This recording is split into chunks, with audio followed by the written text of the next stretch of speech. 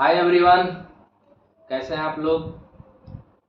आज नए वीडियो के साथ आपके साथ आए हैं और इस चैनल मिल्की वे मेंटर्स में आपका स्वागत करते हैं।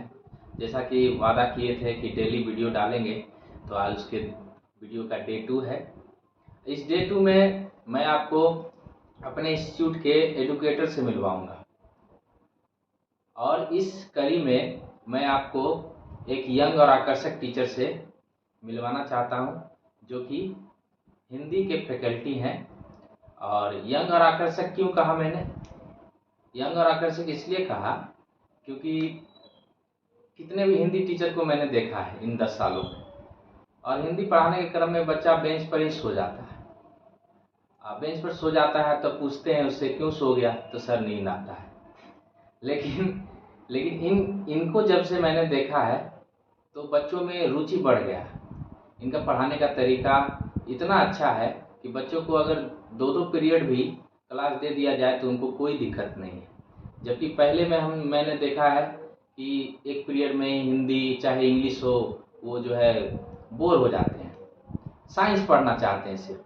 लेकिन आज इन्होंने ये साबित कर दिया कि हिंदी भी एक रुचिकर सब्जेक्ट है। और इन्होंने पढ़ाया तो मैंने देखा कि बच्चों में रुचि जागा है। तो मैं आपसे मिलवाना चाहता हूं फैकल्टी ऑफ हिंदी से।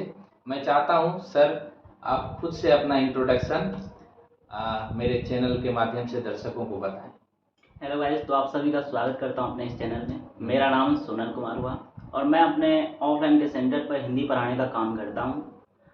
और विशेष मैं ये बता सकता हूं कि आप लोगों को रुचि लेके कोई भी सब्जेक्ट में पढ़ना चाहिए। जब तक रुचि नहीं लेते हैं, चाहे वो कोई भी सब्जेक्ट हो, मैथ हो, हिंदी हो, इंग्लिश हो, जब तक उसमें आपका रुचि नहीं जगेगा फिर पढ़ने में मज़ा नहीं आता है, चाहे वो कोई भी सब्जेक्ट हो। तो आपको हमेशा रुचि लेके पढ़ना चाहिए।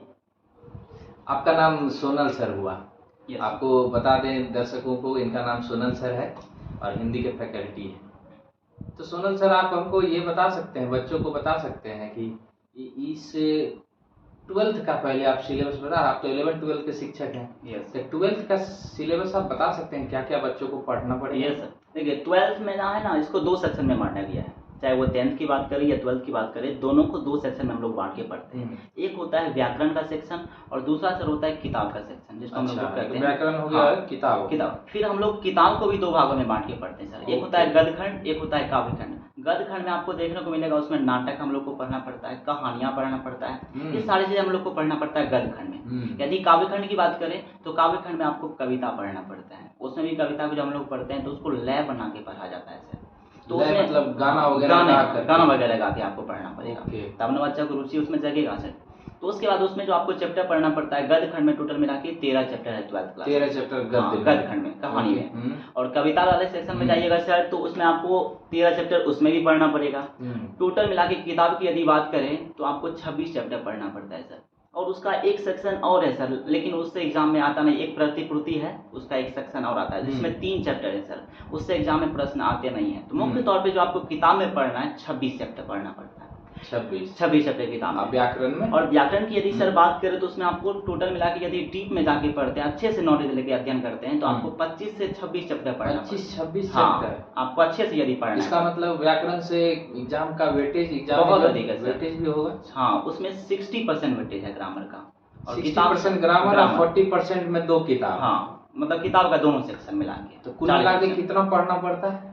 टोटल चैप्टर मिला के सर आपको 51 चैप्टर पढ़ना पड़ेगा। 51 चैप्टर सिर्फ हिंदी में? हिंदी में 51 चैप्टर आपको पढ़ना पड़ेगा। और उसके लिए सर सिलेबस 1 साल का है। आपको साल भर यदि अच्छे से अध्ययन करते हैं तब जाके आपका हिंदी में पकड़ बन पाएगा। क्या आप हमको बता सकते हैं कि 51 चैप्टर क्या आप साल भर में आप लोग खत्म कर देते हैं? हाँ सर, पढ़ना चाहे तो क्यों नहीं, क्योंकि आप कितने समय में कम से कम आप लोग खत्म? कम से कम यदि बात करें सर तो उसको 6 महीने आप निपटा सकते हैं अच्छे से। हाँ, अच्छे से यदि अध्ययन किया जाए 6 महीने के बाद जो है फिर उसको 6-7 महीने आपको उसको सर स्टार्टिंग में यदि आपके पास समय है तो आपका 6 से 7 महीना अच्छे से पढ़िए। उसके बाद 5 से 6 महीना उसमें रिवीजन का समय आपको बच जाएगा यदि अच्छे से पढ़ते तब। यदि आप ऑफलाइन या ऑनलाइन कहीं से भी स्टडी कर रहे हैं तो आप अच्छे से यदि अध्ययन करते हैं तो आपको 5 से 6 महीने नहीं। तो आप हमको ये बताइए एक सवाल और कि 51 चैप्टर है, तो क्या आप कह सकते हैं कि ये जो सिलेबस बनाने वाले लोग हैं ये बच्चों को बोझ नहीं डाल रहे हैं 51 चैप्टर का? नहीं, बहुत सिंपल है। सिंपल है सर, बहुत सिंपल है। हाँ बहुत सिंपल है, तो बोझ नहीं होता होगा? बोझ नहीं है सर इसमें। 51 चैप्टर आप पढ़ सकते हैं अच्छे से। आपको एक 12 महीना का सर समय मिलता है। 12 महीने में आराम से आप आराम से भी पढ़ते हैं तो 8 से 9 महीने में बढ़िया से कंप्लीट हो जाएगा। मतलब फिर भी आपको 3 महीना रिवीजन का टाइम आपको बचेगा। यदि आपके शिक्षक अच्छे पढ़ाने वाले हैं तो आपको समय मिलेगा। और खास आप करके तो नहीं अच्छे पढ़ाने वाले तो कोई दिक्कत है वो ही बच्चे कहते हैं तो 51 चैप्टर पढ़ना होता है नहीं? यस। और इसको खत्म करने में 7 महीना 6 महीना आपने बोला, मैंने 7 महीना रख दिया। 6-7 महीना। तो 7 महीना के बाद आप खत्म कर लिए, तो 7 महीना के बाद आप बच्चों को थोड़ा स्ट्रेटेजी बताइए कि किस तरह से उसको रिवीजन करे कि उसके मार्क्स एकदम अव्वल आवे। यस सर, इसका देखिए, इसको जब आप खत्म कर लेते हैं उसके बाद जब आपके पास लास्ट में 4 से 5 रन बचता है, आप क्या करिए, उसका रिवीजन स्टार्ट करिए चैप्टर वाइज। जैसे कोई एक चैप्टर को उठाना है, फर्स्ट चैप्टर को जैसे उठा लिया वाचिक चैप्टर, फर्स्ट चैप्टर का नाम। जैसे एक चैप्टर को उठाए, आप खुद से क्या करिए, उसका एक लेखक परिचय होता है, उसको कंप्लीट करने के बाद खुद से अपना नोट्स बनाइए, शॉर्ट नोट्स। कहानी को पढ़ के लेखक परिचय बनाइए, ठीक है, क्योंकि ऑब्जेक्टिव क्वेश्चन वहीं से उठता है। फिर आप चैप्टर में जाइए, चैप्टर का स्वयं से अध्ययन करिए। आप तो एक बार पढ़ चुके हैं, क्लास में पढ़ाई हो चुका है, दूसरा स्वयं से अध्ययन करिए। उसके बीच में जितना भी ऑब्जेक्टिव क्वेश्चन होता है उसको निकालिए, क्योंकि ऑब्जेक्टिव प्रश्न ज्यादा पूछे जाते हैं एग्जाम में। 50 क्वेश्चन आता है सर। कैसे बच्चों को समझ में आएगा कि ये ऑब्जेक्टिव है? जैसे आप पढ़ रहे हैं कहानी, ठीक है, कहानी पढ़ने के बाद जैसे हमने एक चैप्टर कहानी लेते, जैसे उसने कहा था कहानी। हाँ। आपसे पूछा जाएगा उसने कहा था कहानी कहाँ से लिया गया। अब जैसे आप चैप्टर पढ़ते हैं, उसमें एक लहना सिंह रहते हैं, और वो क्या करते हैं, उससे एक लड़की रहती है सूबेदारनी, उनसे प्रेम हो जाता है। ठीक है। अब प्रेम होने के बाद दोनों बिछड़ जाते हैं बाद में, और बिछड़ने के बाद फिर लास्ट में लड़का फौज में चला जाता है, दिल टूटने के बाद। फौज में जाने के बाद में लड़की की शादी किसी और लड़के से हो जाता है, वह लड़का भी फौज में चला जाता है। फौज में जाने के बाद लहना सिंह और उसकी जो जिससे शादी हुआ रहता है लड़की का, वो दोनों दोस्त बन जाते हैं। अच्छा, लहना सिंह और उसके पति लड़की के हस्बैंड दोस्त बन जाता है। एक दिन अपने लहना सिंह को बुलाते अपने घर पर, सूबेदारनी पहचान लेती है लहना सिंह को, ये तो मेरा बॉयफ्रेंड है।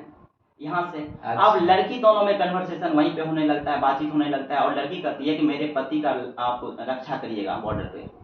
तो यहीं से इस चैप्टर को जैसे उठाया गया है कि किसने कहा था, तो लड़की ने कहा था, किससे, वो अपने बॉयफ्रेंड से कहा था। इस तरह सब्जेक्ट यहाँ से उठाया गया है। इस प्रकार से पढ़ने का बाद आपको पता चलेगा कि ऑब्जेक्टिव क्वेश्चन यहाँ से बन सकता है कि लहना सिंह के उनकी जो गर्लफ्रेंड थी उनका नाम क्या है, सूबेदारनी, उनका प्रेमिका बोल सकते हैं। तो यहाँ से बार बार जब पढ़ने के बाद आपको जब पढ़िएगा ना, तो वहाँ पे आपको मिल जाएगा ऑब्जेक्टिव क्वेश्चन, वहाँ से आप उठा के अपने नोट्स में आप बना सकते हैं। और जैसे नोट्स में बनाइएगा तो रिवीजन करने का मौका यही होगा कि आप अपने नोट्स को, शॉर्ट नोट्स को बार बार आपको बुक को पढ़ना नहीं पड़ेगा, वहाँ से आप कंप्लीट कर सकते हैं इस प्रकार से।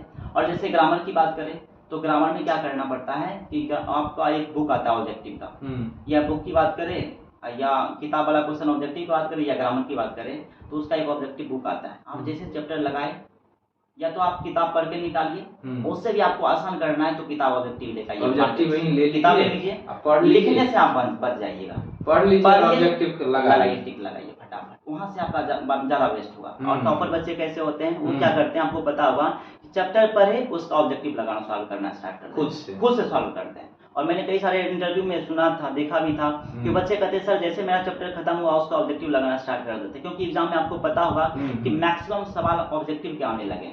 100 नंबर का एग्जाम है तो उसमें लगभग 50 नंबर ऑब्जेक्टिव दे देता है, तो आपको साथ में ऑब्जेक्टिव पे पकड़ बनाना बहुत ही जरूरी है, बहुत ही 50% ऑब्जेक्टिव है। या मैथ्स की बात करें या हिंदी की बात करें तो उसमें 50 नंबर का ऑब्जेक्टिव आता है। इस प्रकार से आप उसको रिवीजन कर सकते हैं। और ग्रामर की बात करें तो सर ग्रामर में आपको 25 चैप्टर मैंने बताया है, लेकिन वो सारे चैप्टर से क्वेश्चन नहीं आते सर, उसमें जो हिट टॉपिक है उससे ज्यादा सवाल आता है। यदि समाज की बात करें, समाज से पिछले एग्जाम जो हुआ है पिछले 2024 में लगभग 15 क्वेश्चन एक चैप्टर से आए सिर्फ समाज से। यदि संधि की बात किया जाए तो 12 नंबर क्वेश्चन उससे आया। आप सबको यही पकड़ना है कि आखिर सवाल कहाँ से आ रहे, ज्यादा पढ़ना, उसको ज्यादा रिविजन पे टाइम देना है। जैसे आपको वर्ण विचार से लगभग बहुत सारे प्रश्न पूछते हैं, 10 नंबर क्वेश्चन आ जाता है, तो आपको हमेशा ये पकड़ बनाना है कि सवाल ज्यादा कहाँ से आ रहा है, मल्टीपल टाइम वहाँ पे आप समय दीजिए, उसका बार बार रिवीजन। तो आप क्लास में इस बात का तो चर्चा कर ही देते होंगे। हाँ, हम वही करते हैं, इसको ज्यादा पढ़ना है, इसको कम पढ़ना है। हाँ, क्योंकि आपका ग्रामर का सेक्शन अधिक है तो उस पर आपको ज्यादा फोकस करना पड़ेगा। और उसमें भी बहुत सारे ऐसे चैप्टर हैं, जैसे आपका हो गया वर्ण विचार हो गया, जैसे कारक हो गया, संधि हो गया, समास हो गया, उपसर्ग उपप्रत्यय हो गया, तत्सम तद्भव हो गया। ये सारे टॉपिक को लगातार पढ़ना पड़ता है, बार बार रिवीजन करना पड़ता है। इस पे यदि आप पकड़ बनाते हैं, आप ये सोचना है, पढ़ने के लिए बहुत कुछ है सर, लेकिन आपको ये सोचना है क्या पढ़ना है और क्या छोड़ कर जाना है। क्योंकि बच्चे जो होते हैं ना, सब चीज़ पढ़ना चाहते हैं और सब चीज़ पढ़ने के चक्कर में मार्क्स नीचे चला जाता है। आपको सब कुछ नहीं पढ़ना है, आपको वही लेवल के अनुसार पढ़ना है। आप बीपीएससी का एग्जाम देना तो उतना पढ़ने के लिए पढ़ना पड़ेगा, लेकिन 12th का एग्जाम है, जो सिलेबस है जितना आता है उतना ही पढ़ना, वहां से हमको पढ़ना है, वहां प्रैक्टिस करना है। और लिखने का प्रैक्टिस बेहतरीन तरीके से और अच्छे से करना है। आपको लिखने का कला आपके अंदर होना चाहिए, खास करके हिंदी में हर रोज आप 2 पेज 3 पेज लिखा करिए। ये तरीका है। आपने बहुत अच्छा ये समझाया हमारे दर्शकों और बच्चों को। आप बच्चों इसको जरा सा सुने और इस पर थोड़ा ध्यान दें आप लोग, क्योंकि आपके पास समय कम बच गया। लेकिन कुछ बच्चे ऐसे भी होते हैं सर जो बहुत अभी तक पढ़ना ही नहीं शुरू किए हैं। सही बात है। 2-4 महीना होता है तब पढ़ना शुरू करते हैं। उन बच्चों के लिए कुछ उपाय है क्या? यस, देखिए होता क्या ना कि हिंदी को लोग सोचते हैं कि अपना सब्जेक्ट है, पढ़ लेंगे किसी तरह। लास्ट में हम ऐसे स्टूडेंट को देख लास्ट 5 दिन पढ़ के चले जाते हैं सर। लास्ट में जब 5 दिन बचता है ना तो पास भी हो जाते हैं। लेकिन हाँ, सिर्फ पास होते हैं, उसमें वो अच्छा मार्क्स नहीं ला पाते हैं। मतलब 33 आ गया, 30 आ गया, 35 हो गया, 50 आ गया, फिर उसमें तो हाँ, यदि आपको लेकिन टॉपर बनना है तो 50 से तो काम चलेगा नहीं। आपको कम से कम 90-95 लाना पड़ेगा, तब जाके आप टॉपर लिस्ट बना सकते हैं। जो टॉपर होते हैं वो बच्चे शुरू से ही सारे सब्जेक्ट पर सर समान ध्यान देते हैं, सेम ध्यान देते हैं, तब जाके वो बच्चे टॉप कर पाते हैं। यदि आपके पास समय अभी बचा है, 4 से 5 मंथ बचा हुआ है, आप सोचते हैं सर अभी तक हम कुछ नहीं पढ़े हैं, लेकिन अब यहाँ से तैयारी कैसे करें? तो यहाँ से आपका स्ट्रेटजी यही होना चाहिए कि आप 5 महीना 6 महीना, मैंने पहले भी बताया था कि आप अच्छे से तैयारी कर सकते हैं, पूरा सिलेबस को पढ़ सकते हैं सर। हम जब तैयारी करते थे तो लास्ट में 4-5 महीने में हम लोग निपटाए थे, कर दिए थे। और करना कैसे है तो इसमें हम बताए थे आपको 13 दूनी 26 चैप्टर हैं। हर रोज सर एक चैप्टर भी आप यदि अध्ययन करते हैं 26 दिन में आपका कंप्लीट हो जाएगा। 26 दूनी 52 दिन आप ले लीजिए, आप 2 महीना ले लीजिए, 2 बार खत्म होगा, 2 बार खत्म होगा। और मैंने ऑब्जेक्टिव के बारे में आपको बताया था, किताब पढ़िए, ऑब्जेक्टिव लगाइए, तो 2 महीना में आपका किताब का सेक्शन खत्म हो जाएगा सर। फिर लास्ट में आप 2 से 2.5 महीना, मैंने वही बताया कि वही टॉपिक को आप लास्ट में देखना है जो टॉपिक से एग्जाम में ज़्यादा प्रश्न आते हैं। यदि आपको उस टॉपिक का नाम जानना है तो आप कमेंट में करके बताइएगा, मैं एक और वीडियो स्पेशल बना दूंगा टॉपिक वाइज कि क्या क्या पढ़ना है, क्या क्या छोड़ना है। और लास्ट में आपको 15 चैप्टर मात्र पढ़ के जाइए, मैं उस चैप्टर का नाम भी जिक्र कर दूंगा। लास्ट में वो 15 चैप्टर भी पढ़ के जाइएगा तो आपका बेहतरीन मार्क्स आ सकता है। लेकिन आपके पास अभी ज़्यादा समय है, एनफ समय है, आप पढ़ सकते हैं, पूरा चीज पढ़ सकते हैं, कोई दिक्कत नहीं। सर ने बताया कि अगर आपको और भी जानकारी अच्छे से चाहिए तो आप अपने नाम से कमेंट करें, आपको सर जो है मतलब हेल्प करेंगे कि किस चैप्टर को ज्यादा पढ़ना है, किस चैप्टर को कम पढ़ना है, ताकि ज्यादा से ज्यादा नंबर है। सर आप ये भी बताइए कि आप तो इतने दिन से पढ़ा रहे हैं, तो आपके बच्चों ने हिंदी में कितना अधिकतम अंक ले आया है बिहार बोर्ड में? सर मैक्सिमम अंक लाए हैं। पिछले 2024 की बात किया जाए सर, 2024 में मेरे स्टूडेंट पढ़े थे और 10 क्लास का स्टूडेंट थे सर, और 12th का भी एक बच्चा था, और 10th का जो स्पेशल बच्चा था, मैं उसके बारे में बताना चाहता हूँ। उनका नाम नीतीश कुमार था और अपने स्कूल टॉपर बने थे सर। और उनका हिंदी में मार्क्स रहा था 94 नंबर, 94 मार्क्स आया था हिंदी के सब्जेक्ट में, तो अपने स्कूल टॉपर बना था अपने समय 2024 में। क्या हमारे इंस्टीट्यूट में इतने नंबर आ सकते हैं बच्चे? उससे भी बेहतर आएंगे सर, उससे भी बेहतर आएंगे। 12th क्लास में बात कर रहा हूँ, 10th में तो आएंगे। और मैं 12th की भी बात कर रहा हूँ कि 94 से भी मैक्सिमम मार्क्स इस बार आएंगे। वाह, सही, बहुत बहुत बढ़िया सर। अब एक दिन हम लोग सर 10th का भी हम लोग चर्चा कर लेंगे। अभी तो वीडियो लंबा हो जा रहा है, इसलिए यहाँ पर इसको स्थगित करते हैं।